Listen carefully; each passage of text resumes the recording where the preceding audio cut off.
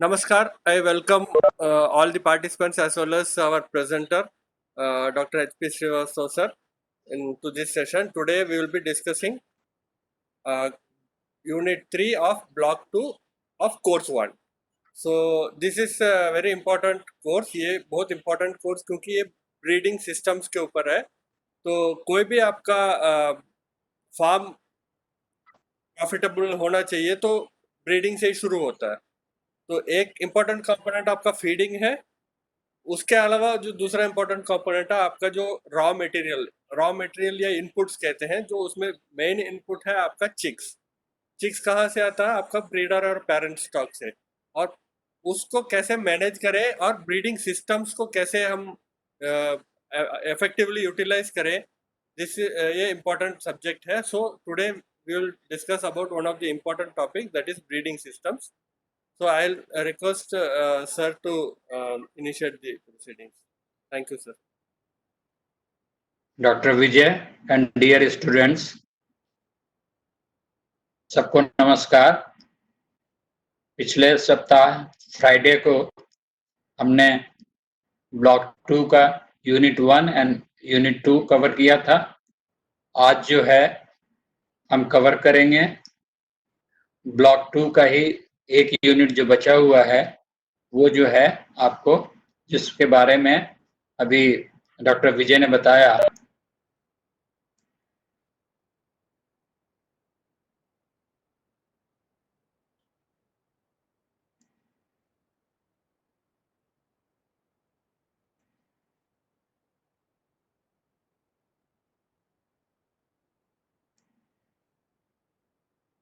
Share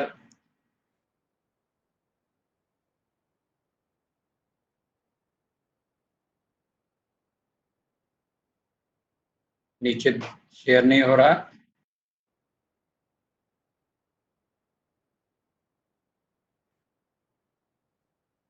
नीचे share होने में क्या दिक्कत है?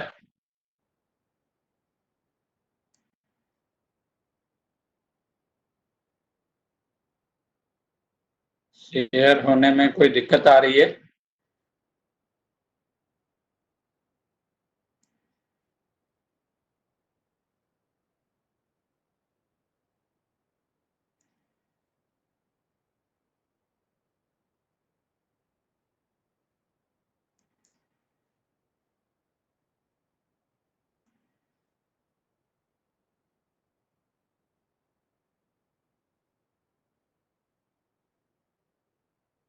दिखाई पड़ रहा? Yes sir. हाँ, दिखाई Yes, sir. दिखाई Yes, sir. पड़ रहा? हाँ सर. अच्छा, तो ऐसा मैंने बताया आपको कि आज मैं ब्लॉक 2 जिसकी हेडिंग बायोलॉजी ऑफ पोल्ट्री है और यूनिट 3 जिसकी हेडिंग ब्रीडिंग सिस्टम है. ब्रीडिंग सिस्टम को हिंदी में प्रजनन प्रणाली भी कहते हैं. तो मैं कोशिश करूंगा बाइलिंगुअल में, यानी हिंदी और अंग्रेजी में, ताकि आप लोग उसे ज़्यादा अच्छे ढंग से समझ सकें. इस चैप्टर में मैं कोशिश करूंगा कि जो ब्रीडिंग के डिफरेंट सिस्टम्स हैं उसको डिस्क्राइब करूं, और कॉमन मेथड्स ऑफ मेटिंग का मतलब होता है नर और मादा जब आपस में मिलते हैं तो उनकी कौन कौन विधियां होती हैं. फिर जो है वो बेटर प्रोडक्शन के लिए अगर हमें छटनी करना है या कलिंग करना है तो उसको भी मैं इलस्ट्रेट करूंगा. और अच्छे ज़्यादा अंडे देने वाली और कम अंडे देने वाली मुर्गी को आप कैसे दोनों को डिफ्रेंशिएट कर सकते हैं. और अगर आपके फ्लॉक में अनप्रोडक्टिव बर्ड्स हैं तो उसको भी आप कैसे जांच पाएंगे. और मुर्गियों के लिए अगर आपको परख करना है या जजिंग करना है तो उसे कैसे कर पाएंगे. तो पोल्ट्री ब्रीडिंग, ये आप जानते हैं कि मुर्गी पालन करने के, कुक्कुट पालन करने के लिए अगर हमें ब्रायलर का यानी अधिक मांस उत्पादन के लिए अगर हमें पोल्ट्री फार्म खोलना, ब्रायलर फार्म खोलना है, या अधिक अंडे के लिए, अंडा उत्पादन के लिए मुर्गी फार्म खोलना है, तो हर हालत में एक दिन का चूजा हमें चाहिए. वो एक दिन का चूजा आपको कहाँ से मिलेगा? हैचरी से मिलेगा, यानी जहाँ कृत्रिम रूप से जो फर्टिलाइज अंडे होते हैं उन अंडों से चूजे निकाल के और उन चीजों को आपको सप्लाई करते हैं। लेकिन प्रश्न उठता है कि चूजे आते कहाँ से हैं? तो चूजों को आने के लिए या चूजों को लाने के लिए जो मेथड हम फॉलो करते हैं, पहले तो जो भी इंस्टीट्यूट्स हैं, जैसे कि बरेली में, आईजेट नगर में केंद्रीय पक्षी अनुसंधान संस्थान, जिसे CRI भी कहते हैं, वो ICAR का एक इंस्टीट्यूट है। हैदराबाद में हमारा पोल्ट्री डायरेक्टरेट है, डायरेक्टरेट ऑफ पोल्ट्री रिसर्च।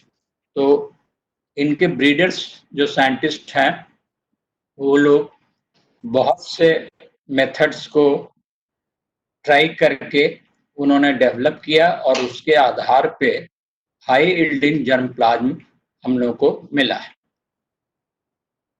वैसे लेमन लैंग्वेज में mating of male and female अगर नेचुरल सिस्टम में करते हैं, जिसमें कि किसी भी तरह से हम कोई सेलेक्ट नहीं करते हैं, तो वो ब्रीडिंग सिस्टम है।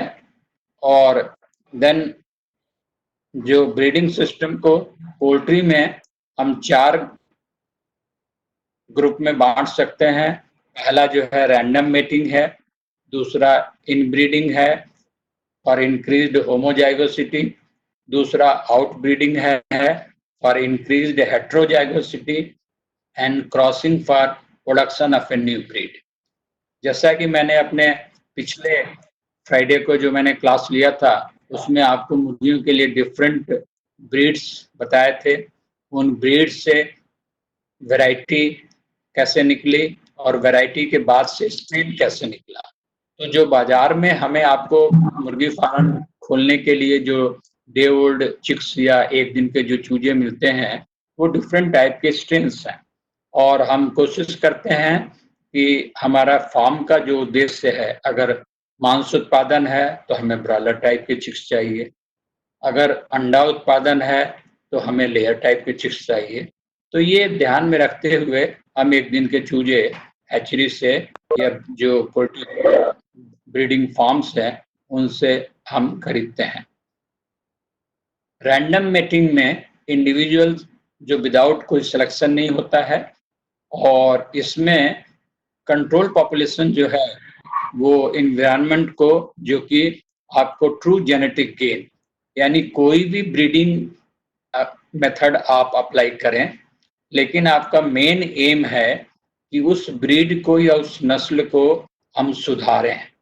सुधारने का मतलब क्या हुआ कि उनके अगर ब्रॉयलर है तो बॉडी वेट बढ़े, और फीड एफिशिएंसी जो है वो इकोनॉमिकल हो। उसी तरह से अगर वो अंडा देने वाली मुर्गी है तो अधिक से अधिक अंडा। और यही कारण है कि आपने देखा होगा कि व्हाइट लेग हॉर्न जो ज्यादा अंडे देती है, वो आजकल 365 दिन यानी एक साल में 320 से लेके 330 तक, कहीं कहीं तो 335 अंडे भी हमें मिल जाते हैं।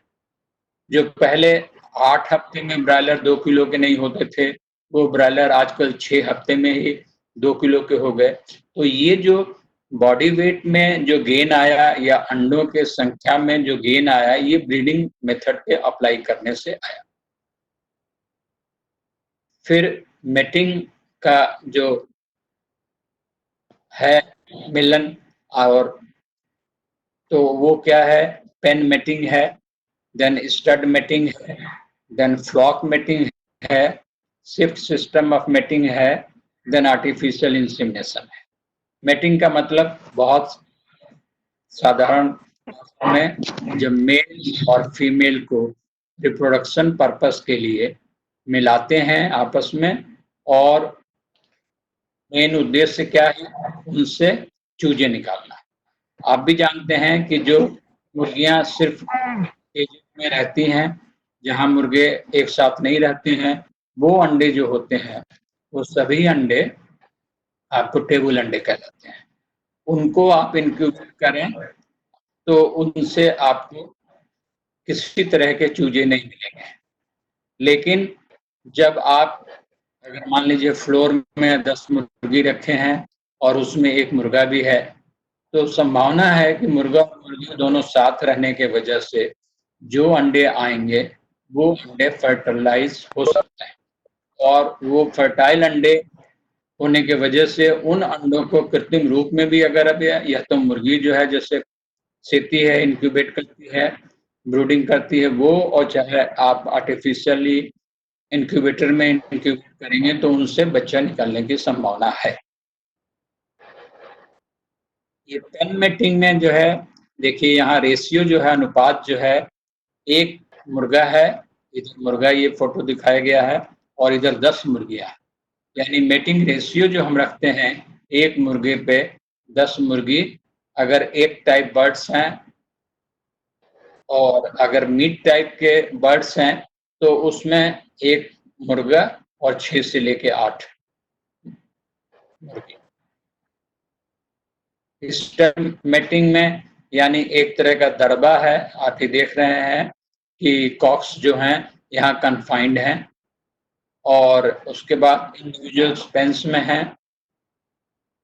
मुर्गियों को यहाँ हम लाते हैं इस दरबे में, और जब तक कि मेटिंग करने के लिए ये लगभग करीब-करीब 1 हफ्ते में, 1 सप्ताह में 2 मेटिंग्स पर वीक या at least once every 5 days for optimum fertility. तो इस तरह से, लेकिन इसमें ज़्यादा लेबर की ज़रूरत पड़ती है, और ये बहुत पुराने ज़माने के मेथड हैं। आजकल के युग में ये नहीं आप संभव है कि आप मुर्गी को एक दरबे में रखें और फिर मुर्गी को उसमें डालें और फिर मुर्गा तो वहीं रहेगा, लेकिन फिर मुर्गी को आपने बाहर निकाल के जहाँ आपने उनको केज में रखा या फ्लोर पे रखा, वहाँ से अंडे इकट्ठे करें और फिर दोबारा ला के रखें, तो ये उतना प्रैक्टिस में नहीं है।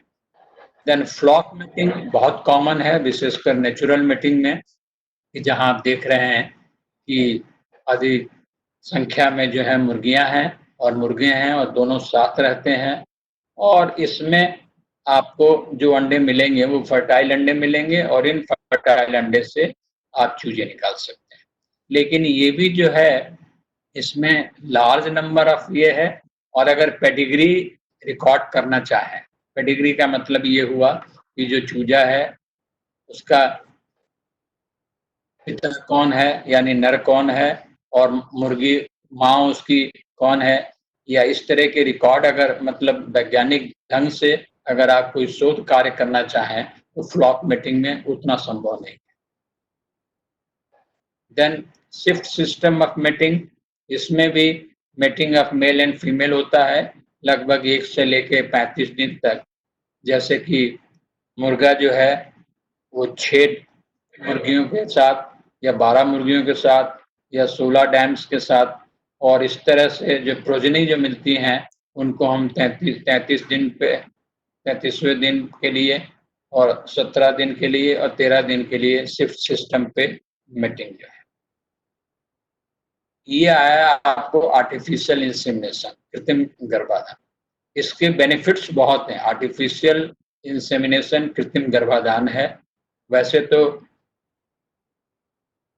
बड़े जानवर यानी गाय में, भैंस में कृत्रिम गर्भाधान करते हैं, अभी भी किया जाता है, लेकिन मुर्गियों में कृत्रिम गर्भाधान के लिए ये का शोध कार्य जो है वो हमारे सीआई में और पीडीपी में और जो दूसरे अपने देश में दूसरे जो वेटरनरी कॉलेजेज में जहाँ की पोल्ट्री फार्म हैं, जहाँ पोल्ट्री साइंटिस्ट काम करते हैं, तो वो लोग भी जो हैं आर्टिफिशियली इंसेमिनेट करते हैं।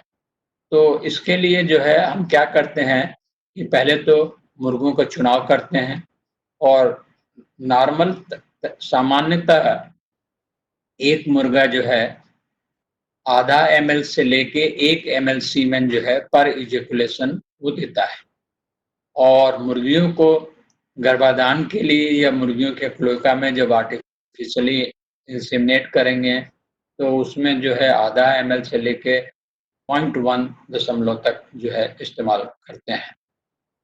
और इस तरह से आपने देखा कि यहाँ inseminate females once in a 5 days with 0.03 to 0.05 ml और semen within 30 minutes of collection. अब यहाँ क्या करते हैं हम लोग कि दोनों तरह से हम लोगों ने रिसर्च किया। एक तो मुर्गे से जो मुर्गा है, जो नर है, उससे हमने सीमेन कलेक्ट किया और 30 मिनट के भीतर उनको सिरिंज से मुर्गी के क्लोएका में और जहां उसका जो वेजाइना है उसमें हमने इंसेमिनेट कर दिया इस क्वांटिटी में। तो लगभग अगर मान लीजिए 1 ml सीमेन आपने लिया और 0.1 अगर डाल रहे हैं या 0.3 डाल रहे हैं तो बड़े आराम से 8 से 10 मुर्गियों को आप इंसेमिनेट कर सकते हैं एक मुर्गे के एक इजैकुलेट से। ये आपको फोटोग्राफ में दिखाया गया है मुर्गे से सीमेन कलेक्शन फ्रॉम कॉक। आप जानते हैं कि मुर्गा हो चाहे मुर्गी हो, जो वेंट है यानी डाइजेस्टिव सिस्टम का जो आखिरी पार्ट है फनल नुमा होता है और उसी में क्लोएका ओपन होता है। क्लोएका एक कॉमन पार्ट है कि जहाँ की रेक्टम का पार्ट यानी फीसेस भी उसी से निकलेगा, यूरिन के लिए भी होगा और अगर अंडा निकलना है तो वो अंडा के लिए भी निकलने के लिए वेजाइना होगा। और वो पेपिला नुमा जो है इसको रूडिमेंट्री रहता है लेकिन पेपिला लाइक एक ये प्रोजेक्शन है और इस प्रोजेक्शन को हम एज्यूम करते हैं कि यही पेनिस है। तो इसको थोड़ा सा इरिटेट करके या फिंगरिंग करके या मसाज करके तो उसको स्क्वीज करते हैं। आप ये देखिए कि पीछे से जो अटेंडेंट है वो वहां से प्रेस कर रहा है। तो ये जो व्हाइट रंग का जो डिस्चार्ज निकल रहा है दिस इज कॉल्ड सीमेन। और इसी सीमेन को जो ये प्लास्टिक की फनल है, इस प्लास्टिक फनल से इस सिरिंज में हम इसको सक करते हैं यानी फिलअप करते हैं और फिलअप करने के बाद यहाँ देखिए इसके वेजाइना में ये इंसेमिनेट किया गया। तो ये चीजें दोनों मैनुअल हैं और इन दोनों के लिए डिफरेंट सीजन्स में जब भी हम आर्टिफिशियली इंसेमिनेट करते हैं अपने फार्म पे, चाहे वो हमारा ब्रॉयलर फार्म हो चाहे लेयर फार्म हो, इसके लिए दोनों विशेषकर CRI जो है ट्रेनिंग भी वो आपको सीमेन आर्टिफिशियल इंसेमिनेशन पे ट्रेनिंग भी कंडक्ट करता रहता है समय समय पर। तो जो लोग भी इच्छुक हों कि हम आर्टिफिशियली इंसेमिनेशन बर्ड में कैसे करेंगे तो वो सीखने के लिए इन संस्थान में अप्रोच कर सकते हैं। Now mating ratio again as you know that breeding season में जो कि 22 वीक्स के बाद अब आप पूछ सकते हैं कि मुर्गा या मुर्गी दोनों ब्रीडिंग पर्पस के लिए सेक्सुअली मैच्योर कब होता है। तो नॉर्मली बहुत पहले 6 महीने में यानी 6 मुर्गी को आप पाल रहे हैं तो 6 महीने तक आप मुर्गी को दाना खिलाते जाएंगे क्योंकि 24 हफ्ते के बाद वो सेक्सुअली मैच्योर होगी और जब मैच्योर होगी तो मुर्गी होगी तो अंडा देगी और अगर होगा तो वो सीमेन देगा। लेकिन अभी ब्रीडिंग या अनुसंधान के आधार पे हम 24 हफ्ते से घटा के 19 से 20 हफ्ते लाए, यानी हम कह सकते हैं कि आज की आधुनिक मुर्गियां जो विकसित मुर्गी हैं वो 19 हफ्ते में ही सेक्सुअली मैच्योर हो जाती हैं। तो यहाँ देखिए कि नेचुरल मेटिंग अगर है तो 12 मेल्स और 100 फीमेल्स, तो वही 12×96 यानी एक मुर्गे पे 8 मुर्गियां। लेकिन वही आर्टिफिशियल इंसेमिनेशन यानी कृत्रिम में हम यूज करेंगे तो उसमें 8 नर और प्लस 100, तो यहाँ 12×96 यानी 1 पे 12। तो हर हालत में कृत्रिम गर्भाधान है। विशेषकर कृत्रिम गर्भाधान में सबसे बड़ी जो अच्छाई है, आप अच्छा मुर्गा जिसको कि आप फिजिकली यानी बाहर से देख के आप अच्छे मुर्गी को सेलेक्ट करेंगे और उन मुर्गों को लेंगे। उसी तरह से मुर्गियां भी जो हैं तो मुर्गा और मुर्गी की जो हिस्ट्री बैकग्राउंड है वो आपको रिकॉर्डेड है। आप उसे नोट कर सकते हैं कि हमने इस मुर्गे को, तो अगर मान लीजिए आपने 100 मुर्गा, तो कोई जरूरी नहीं है कि 100 मुर्गा जितने मुर्गे हैं वो सभी ज्यादा मात्रा में सीमेन दे। तो इसीलिए ज्यादा मात्रा में सीमेन देना और फिर उस सीमेन को हम लोग माइक्रोस्कोप द्वारा अपने रिप्रोडक्शन का जो लैब है उसमें जांच करके देखते हैं कि जो सीमेन में उनके स्पर्मेटोजोआ है यानी वीर्य जो है पदार्थ में जो स्पर्म जो जीवाणु हैं से कह सकते हैं, तो वो कितने एक्टिव हैं, मोटाइल हैं कि नहीं हैं, और वो उनकी फर्टिलिटी रेट क्या है। ये सारी चीज़ों के आधार पे हम मुर्गे का चुनाव करते हैं, और जब मुर्गे का चुनाव कर लिया तो फिर मुर्गियों को इंसेमिनेट करने के लिए उन्हीं के सीमेन को लेते हैं। दूसरा मेथड जो है वो इनब्रीडिंग है, यानी अगर हिंदी में कहें तो अंतः प्रजनन कह सकते हैं इसको। इसमें वो क्लोजली रिलेटेड है बर्ड्स, जैसे एक ब्रीड, उसी ब्रीड में ही जो वैरायटी दूसरी हुई, चाहे एक ही वैरायटी के हुए, जैसे व्हाइट लेग हॉर्न है मान लीजिए, तो व्हाइट लेग हॉर्न का ही नर हुआ और व्हाइट लेग हॉर्न का ही मादा हुआ। तो यानी दोनों जो हैं वो आपस में जो रिलेटेड है। लेकिन अगर हमने व्हाइट लेग हॉर्न लिया मादा और आस्ट्रालॉर या आरआईआर का लिया मेल, तो ये क्लोजली रिलेटेड नहीं है। तो इन ब्रीडिंग में जनरली क्लोजली रिलेटेड जो होते हैं उसमें मेटिंग कराते हैं। इसमें सबसे बड़ा नुकसान ये है कि जो अनडिजायरेबल यानी जेनेटिक डाइवर्सिटी को हमें जो ज़रूरत है, वो हमें इन ब्रीडिंग से नहीं मिल पाता है। और इसको हम कई जनरेशन में कर सकते हैं। नॉर्मली 3 मेथड्स हैं, close in breeding, strain formation and line breeding. In breeding के आपको क्लोज इन ब्रीडिंग में अगेन फुल सिम मेटिंग है और पर्पस आपका वही है, चूजे पैदा करना। स्ट्रेन फॉर्मेशन में जैसे कि बैबकॉक स्ट्रेन है और सिंगल कॉम्ब व्हाइट लेगहॉर्न के बच्चे हमें लेने हैं, तो ये नामकरण है। उसी तरह से लाइन ब्रीडिंग है, ये भी इंटेंसिव फार्म या बैक क्रॉसिंग पे करते हैं। अब आया कि अगर बाह्य प्रजनन तो या आउट ब्रीडिंग है, तो आउट ब्रीडिंग इन ब्रीडिंग से बेटर माना जाता है, अच्छा माना जाता है, और आप कह सकते हैं कि ये इन ब्रीडिंग का जस्ट अपोजिट है।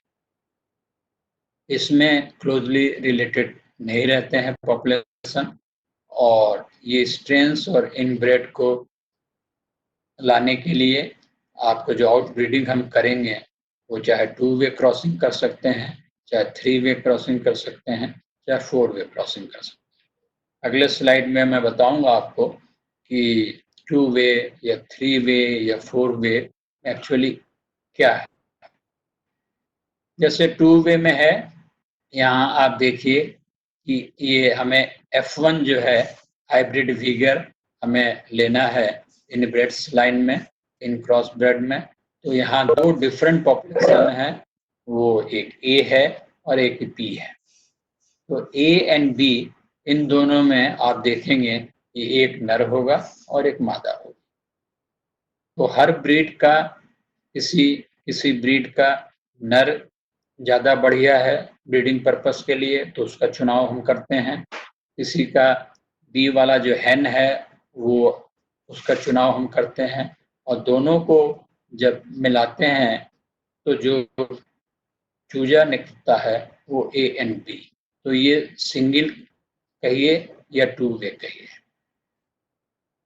3 वे में आपने देखा कि यहाँ F2 प्रोजनी है, A है और B, तो दोनों को जब क्रॉस करेंगे तो AB होगा, और ये AB जो आया इसको फिर हम C से मिलाते हैं और तब हमें जो प्रोडक्ट मिलता है वो ABC, यानी जो जर्म प्लाज्म ये रहा, इसकी जेनेटिक सिटी या जेनेटिक मेरिट या जेनेटिक वैल्यू कहिए, ए का, बी का और सी का, तो तीनों का यहाँ मिला हुआ है। 4 वे या डबल क्रॉसिंग कहिए, तो इसमें ए एंड बी को मिला के ए बी बनाते हैं। उसी तरह से सी और डी को मिला के सी डी मिलाते हैं, और फिर ए बी और सी डी, तो आप देख रहे हैं कि जस्ट डबल क्रॉस हो रहा है और ये डबल क्रॉस होने के बाद जो आपको प्रोडक्ट मिला वो ABCD मिला।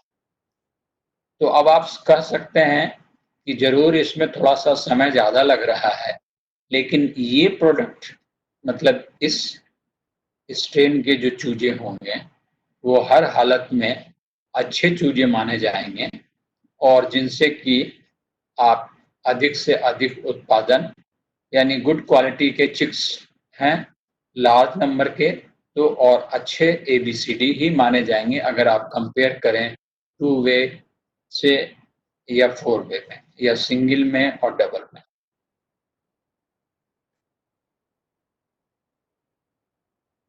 देन न्यू ब्रीड जब हमें डेवलप करना होता है, नहीं, जैसे RIR आपने सुना है, RIR एक ब्रीड है, तो RIR में वो क्या है कि ये RIR क्रॉस है रेड मलय गेम और व्हाइट लेग हॉर्न का। उसी तरह से हम लोग यहाँ कॉर्निश डेवलप किया ये सिल्क से और वही रेड मलय से और इंग्लिश से। यानी किसी भी नए ब्रीड को बनाने के लिए जो आप क्रॉसिंग करेंगे, वो भी ब्रीडिंग में ही आप डिसाइड करते हैं कि हमें inbreeding with selection to consolidate them into true breeding population। सो इससे हम न्यू ब्रीड के लिए अब आइए कि बर्ड्स को जब बेटर प्रोडक्शन करेंगे तो हम क्यों मतलब कल करते हैं, छटनी क्यों करते हैं? आपने 100 मुर्गियां रखी, पता चला क्या कि आपको 80% प्रोडक्शन है। इसका मतलब आपकी 20 मुर्गियां ऐसी हैं जो अंडे नहीं दे रही हैं, दाना जरूर खा रही हैं। आप भी जानते हैं कि एक एडल्ट मुर्गी जो है 100 ग्राम से लेके 110 ग्राम तक वो प्रतिदिन प्रति मुर्गी दाने का रिक्वायरमेंट है। तो जो 80% अंडे का प्रोडक्शन है और 20 मुर्गियां खामखा अंडा ये दाना खा रही हैं और अंडे नहीं दे रही हैं, तो आपका फार्म जो है उससे मुनाफा जो होगा या आमदनी जो होगी वो कम होगी। तो उस आधार पे ब्रीडर पॉपुलेशन के लिए या ब्रीडिंग फ्लॉक जहाँ हम रखते हैं, वहाँ हम लोग कलिंग मेथड या छटनी मेथड को फॉलो करते हैं और जिससे कि कई जैसे बीमार हैं, किसी कारण बीमारी हो गया या सेक्सुअल मैच्योर नहीं हुए, मैच्योरिटी नहीं हुए या बहुत इवन 21 हफ्ते में हो जाना चाहिए लेकिन इस 21 हफ्ता से ना हो के 24-25 में जाके हुआ। तो हम देखते हैं कि इस तरह से उत्पादन में इनका बुरा प्रभाव पड़ सकता है, तो इसीलिए जो है हम इनकी कलिंग करते हैं। यहाँ भी वही है कि कलिंग से आपको क्या फ़ायदे हैं, क्या बेनिफिट्स हैं, जो इन्फीरियर हैं, उनके आपके कॉस्ट पे जो प्रोडक्शन अंडे का प्रोडक्शन होगा वो बढ़ जाएगा। फिर जो कोई डिजीज़ या बीमारी है उसके इंसिडेंस को रोकथाम के लिए है और हाई प्रोड्यूसिंग हैंस को जगह कम मिल रही है, तो उस स्थिति से और दाने और पानी की बचत के लिए भी। और आप भी जानते हैं कि मुर्गी कुक्कुट पालन में या मुर्गी के उत्पादन में जो आप खर्च करते हैं, उसमें 70 से 80% तक खर्चा जो आता है, वो दाने पे ही आता है। तो यानी दाने का महत्व ज़्यादा है, इसीलिए हमारे जो ब्रॉयलर फार्मर्स जो हैं, किसान हैं, वो भी बार-बार पूछते हैं कि सर जो है बॉडी वेट इनका नहीं बढ़ रहा है, तो हम क्या करें? क्या और 1 आध हफ्ता और पालने से?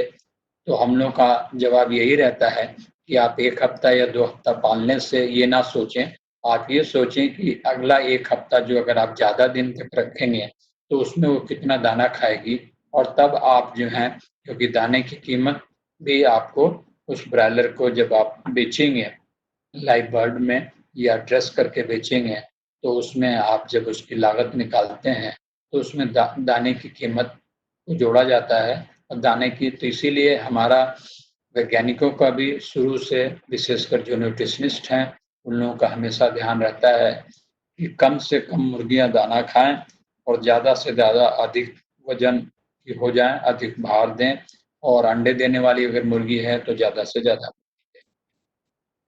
अब जो है इसी तरह से आप जो है जो इसमें जो आप क्या-क्या कैरेक्टर्स हैं बहुत आसान है। एक जो नॉर्मल आदमी है जिसका स्वास्थ्य अच्छा है और जिसका स्वास्थ्य नहीं अच्छा है, तो उसी तरह से मुर्गियों में भी हम ये देखते हैं कि जहाँ कॉम और वेटल्स जो हैं अगर हल्के पीले रंग के हो गए, रेडिश रहना चाहिए, तो रेडिश नहीं रहता है, या फिर वो कम खाना खाती हैं, कम पानी पीती हैं, तो ये सब पता चलता है कि ये मुर्गी बीमार है। तो बीमार मुर्गी को आप उस फ्लॉक से हटा के रखेंगे।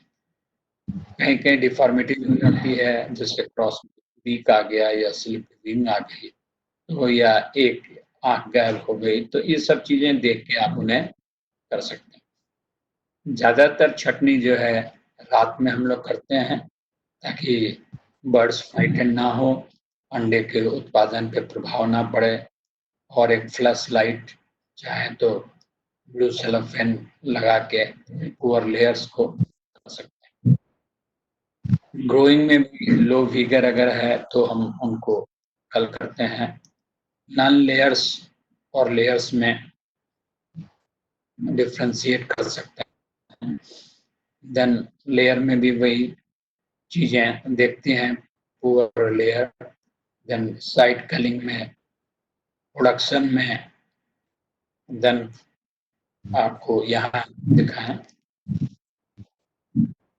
यहाँ कॉम्बैट देखते हैं, आइज देखते हैं, वेंट देखते हैं, देन जो प्यूबिस बोन होता है उसमें 3 फिंगर का गुड लेयर है, और अगर 3 फिंगर से कम है तो पुअर लेयर है। बेटर परफॉर्मेंस के लिए बर्ड्स को हम जजिंग भी करते हैं, और ये स्कोर कार्ड है, और टोटल 100 स्कोर होना चाहिए अच्छे के लिए। उसी तरह से गुड और लेयर में भी कॉम का रंग जो है लाल और वार्म हो, लेकिन वही पुअर लेयर अगर है तो स्मॉल होगा और श्रंकन होगा। उसी तरह से डिस्टेंस बिटवीन 2 प्यूबिक बोन में गुड लेयर में 3 फिंगर होता है, और यहाँ अगर आप करेंगे तो 3 फिंगर से कम होगा। हेड को स्ट्रांगली फेमिनिन होना चाहिए गुड लेयर में, वैसे ही बीक में भी ब्रॉड हो, आइज ब्राइट रहे, रेड अलर्ट रहे, और यहाँ डल होगा या स्लीपी होगा।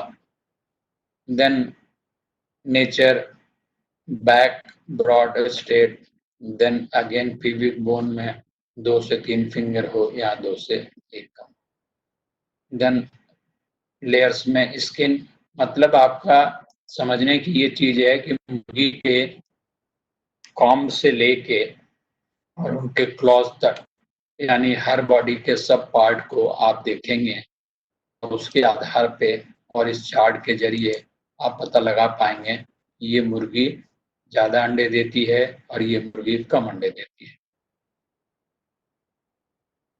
कुछ रेफरेंसेस हैं बेसिकली, तो जो इस यूनिट 3 के लिए जो बुकलेट आपको स्टडी मटेरियल में मिलता है इग्नू से, वो कलिता जो है वो इस नोट्स को बनाई राइटर हैं, और मेरे साथ डॉक्टर विजय, हम दोनों इस बुकलेट को एडिट किए हैं, और ये रेफरेंस है, और ये ऑलरेडी जैसा कि डॉक्टर विजय ने बताया था कि इग्नू के ई ज्ञान कोर्स में स्टडी मटेरियल्स आप वहाँ से डाउनलोड कर सकते हैं। अभी इस समय कोरोना के पीरियड में आपको पोस्टेज अवेलेबल ना होने की वजह से हार्ड कॉपी मिलने में दिक्कत हो सकती है, तो उस स्थिति में आप वहाँ से डाउनलोड कर सकते हैं।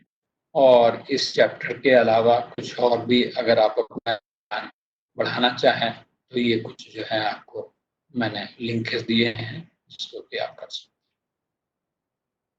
हैं। धन्यवाद। अभी कोई प्रश्न हो तो आप पूछें। थैंक यू सर, आप बहुत अच्छा प्रेजेंटेशन आपका, बहुत इंफॉर्मेटिव। और कुछ क्वेश्चन है तो थोड़ा पूछ लीजिए, कुछ भी डाउट है तो। इसमें उसके पहले का कोई भी आपका यूनिट्स है, क्योंकि इससे आपका कोर्स 1 कंप्लीट हो गया। So with this we have completed the counselling for course 1, that is OLP 001 introduction to poultry farming. If you have any queries in the whole course you can ask now. Hello sir, Sachin.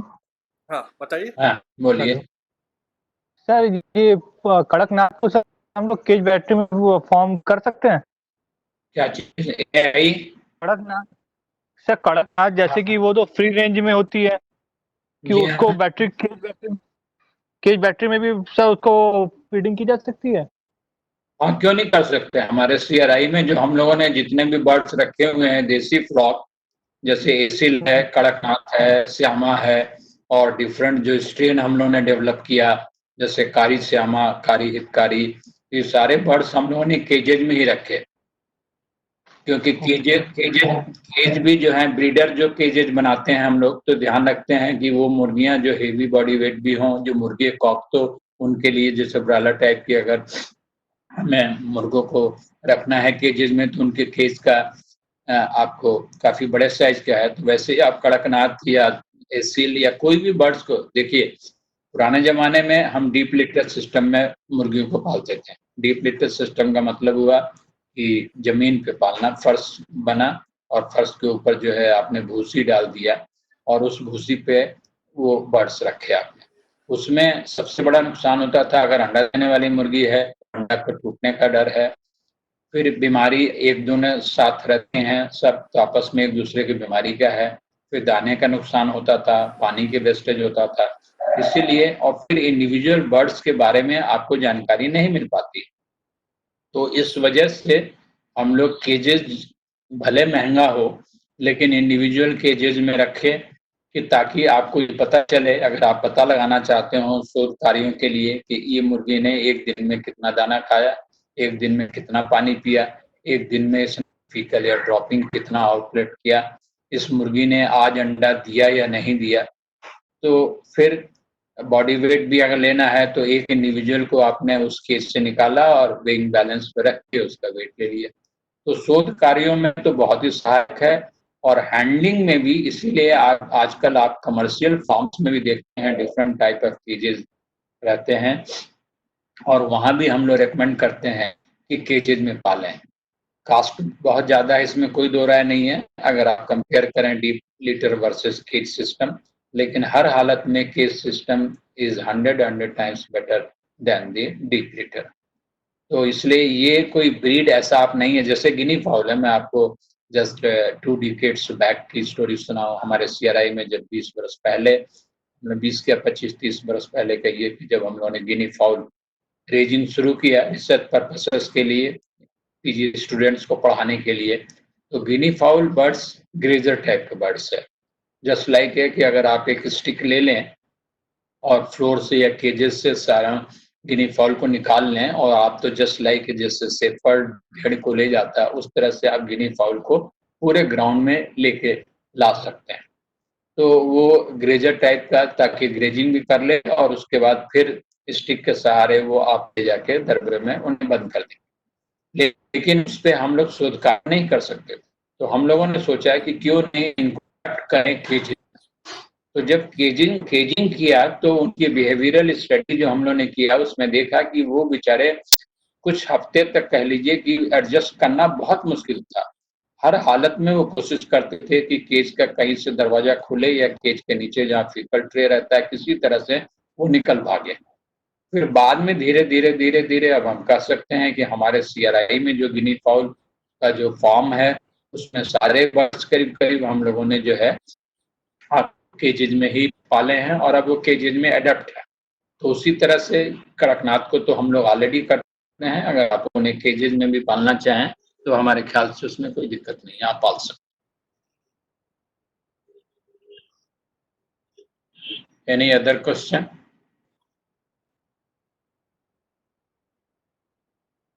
Manish ji.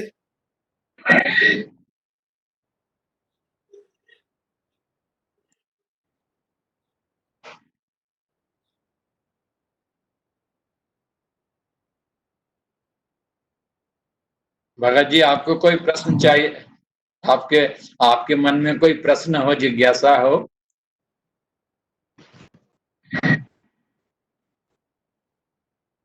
आपकी आवाज नहीं आ रही है भगत जी। एक minute एक minute. हाँ अभी बताइए बताइए बताइए। मैं ये बताना चाह रहा था मैंने असाइनमेंट बनाया है ठीक और है, मैं वो आपको दिखाना चाहता हूँ। अब आप देख के एक बार बता दीजिए कि ये सही बना है या नहीं। पेज जो पेजिंग स्टार्टिंग पेजिंग जो करनी है वो सिर्फ दिखाना चाहता हूँ आपको। ठीक है, बहुत दिखाइए। सुंदर है, मैंने दिखाया है। जी बहुत सुंदर है। ठीक है, ये क्वेश्चन वाला पेपर, ठीक है। ये बट क्वेश्चन वाला लेकिन पेपर मेरा रिक्वेस्ट है, जो शुरू वाला पेज के ऊपर ही है ना, शुरू वाला पेज के ऊपर ही है ना, जो आपने ऊपर डिटेल्स लिखा ना, आपका एनरोलमेंट नंबर और ये सब, वो उस पेज में भी ये लिखिएगा। देखिए, हाँ हाँ, ये ऊपर ये वाले पेज में जो फर्स्ट हाँ हाँ, ऊपर उसी लिखा हुआ है सर, ये उसी को देखिए। कॉपी करके है ना, ऊपर फ्रंट पेज में भी लिखिए। हाँ जी, क्योंकि कई बार रिसीव करते हैं ना, हाँ उसको हाँ। सेट करते रखते हैं ना, तो कई बार वो लोग, उनको समझ पहला में नहीं पेज आता। हाँ, वही वही लिखिए, वही लिखिए। ये यहाँ हाथ से लिख दे हाँ जी, हाँ जी, हाथ से लिख। है सर। हाँ जी, हाँ जी, हाथ से लिख दीजिएगा। कम से कम आपका एनरोलमेंट नंबर, ठीक है। नाम और आपका ये सब बेसिक हाँ, इंफॉर्मेशन तो आपको देना है। कोर्स का बिल्कुल बिल्कुल टाइटल, सर। कोर्स का number, course code, course title, हाँ नाम, एनरोलमेंट नंबर, कम से कम इतना तो फ्रंट वाले पेज में लिखिएगा। ठीक है, और इसको अभी स्कैन करके रखिए और स्कैन आप, करके हाँ हाँ, भेज दीजिए स्कैन कि कर आपका लिया। आपका कौन सा दिल्ली 3 का है रीजनल सेंटर? नहीं, फायदा होता है इस आ, तरीके से। नोएडा? कौन सा? नोएडा हो गया, नोएडा। अच्छा, नोएडा। हाँ जी, तो नोएडा वाला वेबसाइट में नोएडा। जाइए, हाँ, नोएडा वाला वेबसाइट में जाइए, वहाँ उन्होंने कोई ईमेल सबमिशन, असाइनमेंट के लिए कुछ ईमेल दिया होगा इसमें भेजने के लिए, तो उसमें सबमिट करिएगा। एक कॉपी मेरे मेल पे भी भेज दीजिएगा, उसी का कॉपी सीसी में मेरा नाम, मेरा ईमेल लिख दीजिए, मेन ईमेल उनको कर दीजिएगा। ठीक है? ठीक है। ओके, ऐसे ही बाकी 2 कोर्स का भी बना लीजिए असाइनमेंट धीरे धीरे। बना तो दिया सर, बना रखा है, तीनों अच्छा, बना के रखा हुआ है। ठीक है। तीन आप को अलग मैंने अलग अलग अलग वो कर फाइल दिया। बनाइए, एक एक कोर्स का अलग अलग फाइल बना के आप अटैच करके सबमिट करिए। ठीक है सर, ओके। और कोई क्वेश्चन और किसी का?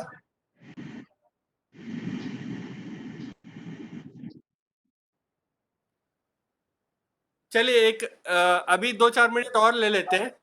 आप जो भी पार्टिसिपेंट्स अभी इसमें है, आप अपना व्यूज दे दीजिए, ये काउंसलिंग यूजफुल है या नहीं है, क्योंकि हम लोग इतना मेहनत करके बनवा रहे हैं, प्रेजेंटेशन भी बनवा रहे हैं, तो बहुत कम लोग आते हैं।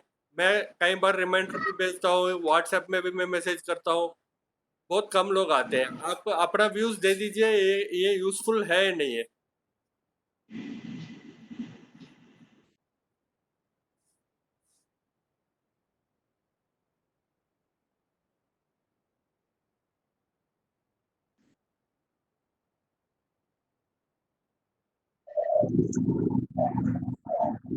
हाँ जी, मेश्राम जी।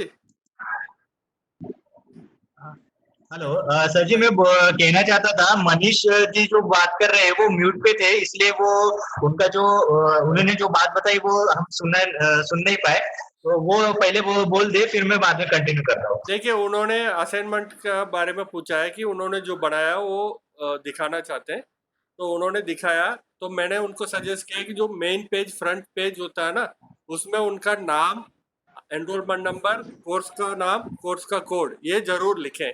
अंदर भी लिखा हुआ है उनका, बट इन केस किसी को तुरंत फाइल खोलने के बाद देखना है ये किसका है, तो उनको इजीली आइडेंटिफाई हो जाएगा कौन सा कोर्स का है, ये किसका है।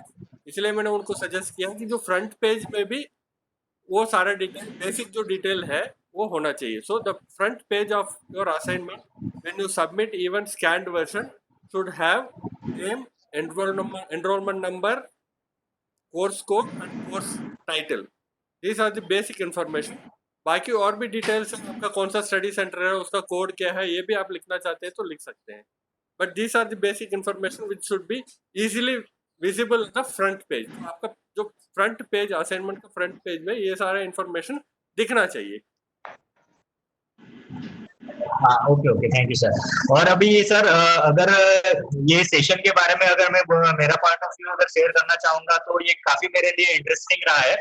क्योंकि मतलब इग्नू में मैंने जब भी एडमिशन लिया था पोल्ट्री फार्मिंग में, तो मेरा माइंडसेट ये था, क्योंकि मेरा जो होम टाउन है वो गढ़चिरौली महाराष्ट्र है, और मेरा जो स्टडी सेंटर है वो है भोपाल का जो स्टडी भोपाल। सेंटर है वो है लाइफ बोर्ड, तो सर लाइफ बोर्ड है ना? हाँ जी साइट लाइफ डेवलपमेंट बोर्ड। ठीक है, ठीक है। हाँ, तो वो है। तो अभी कैसे था सर कि मुझे एक माइंड में ये था कि क्वेश्चन के मतलब मतलब एक्चुअली महाराष्ट्र में नियर बाय लोकेशन में पोल्ट्री नहीं है। फार्मिंग का स्टडी सेंटर नहीं है, नहीं है, तो नहीं है। मुझे वही कोशिश चूज हमने करना पड़ा है। हमने काफी कोशिश किया, मुंबई और पुणे में काफी, पुणे तो ब्रॉयलर हब है, फिर भी हाँ वहाँ कुछ सेंटर ढूंढा है और वो मिल नहीं पाया, मतलब वहाँ एस्टेब्लिश नहीं हुआ। आगे हम कोशिश करेंगे एस्टेब्लिश करने के लिए। Sure sir. तो एक्चुअली मेरे माइंड में यही एक कंसर्न था कि अगर मतलब मेरा होम टाउन है गढ़चिरौली महाराष्ट्र, तो मुझे अगर मतलब पोल्ट्री के इंफॉर्मेशन जो अभी कैसे है, तो पूरा जो स्टडी मटेरियल है वो ऑनलाइन तो मिलता है, बट द थिंग इज कैसे सर ना, जो एक विजन है और एक जो प्रैक्टिकल विजुअलाइजेशन जो क्लियरिटी नहीं मिलती है, तब तक वो एक क्लैरिटी नहीं मिलती अपने को वो स्टडी के लिए। तो ये कंसर्न था, बट द थिंग इज के अभी ये लॉकडाउन सिचुएशन में आपने काफी अच्छा ये सिस्टम ओपन किया है, जो इसके वजह से हम काफी अच्छे तरीके से हम घर बैठे ही काफी अच्छे डिटेल से आप जो एक्सप्लेन करते हैं, और श्रीवास्तव जी सर जी जो अपना नॉलेज शेयर करते हैं, उससे काफी हमको मतलब बेनिफिशियल हो रहा है। मतलब जो भी पोल्ट्री के रिगार्डिंग हमें जो मतलब कैसा है सर कि कंटेंट्स जो बुक से जो पढ़ते हैं, तो वो पूरा विजन क्लियर नहीं होता है उसमें, और उसमें कुछ डाउट्स भी रहते हैं, तो वो हम कंसर्न नहीं कर सकते क्योंकि हमारे पास वो डिपार्टमेंट नहीं है या फिर उनका सोर्स नहीं है। बट जैसे कि सर आपने हमें ईमेल के थ्रू हमें हर बार विद इन वीक में आप हमें कांटेक्ट करते रहते थे, और आपने ग्रुप बनाया, और साथ ही में आपने ये वेबिनार सेशन चालू किया, तो इसमें काफी अच्छी तरीके से एक हैंड होल्डिंग मिल चुका है हमें हमारे जैसे स्टूडेंट को। तो ये काफी अच्छा प्रयास है सर, और मेरे एंड से तो ये काफी वर्थ इट है। मतलब मुझे जो एक एक्चुअल इंफॉर्मेशन, मुझे जो एक कंसर्न था वो कैसे मिलेगा, क्या रहेगा, और अगर मुझे कुछ क्वेश्चन है तो मैं किससे कंसर्न मेरे जो है वो सॉल्व करूंगा। तो ये काफी अच्छा प्लेटफॉर्म आपके एंड से हमें मिला है, जिसे हम डायरेक्टली व्हाट्सएप में भी कोई क्वेश्चन पूछ सकते हैं, या फिर आपके सेशन में हमें कोई डाउट होता है तो वो भी हम क्लियर कर सकते हैं। तो मेरे एंड से sir this is the one of the best session, और काफी अच्छी तरीके से आपने और श्रीवास्तव जी सर ने काफी अच्छी तरीके से प्रेजेंट किया है। तो very much thank you so much sir. Thank you. Thank you, thank you. और किसी को बोलना?